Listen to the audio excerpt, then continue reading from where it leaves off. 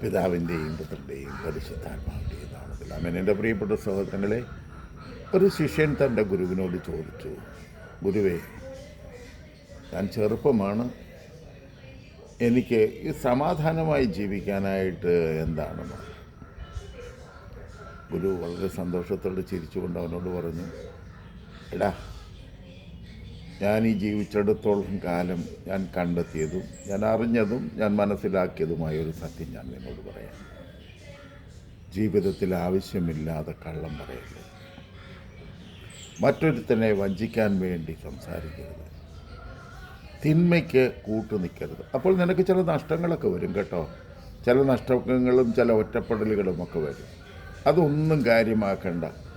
നീ ഈശ്വരഭക്തിയോടെ ജീവിക്കുക. നമ്മളെ അറിയുന്ന ഒരു ദൈവമുണ്ടെന്ന വിചാരത്തോടെ നീ ജീവിക്കുമ്പോൾ ഉറപ്പായിട്ടും നിനക്ക് സമാധാനമായിട്ട് ജീവിക്കാൻ പറ്റും. രാത്രി സ്വസ്ഥതയോടെ ഉറങ്ങുവാനും പകല് പ്രശാന്തമായ ഒരു ജീവിതം ജീവിക്കുവാനും നിനക്ക് സാധിക്കും.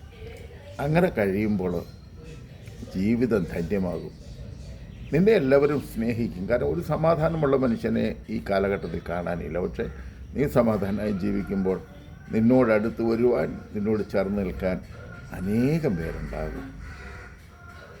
ഒരു ശിഷ്യന് വലിയ സന്തോഷമായി. ആമേൻ.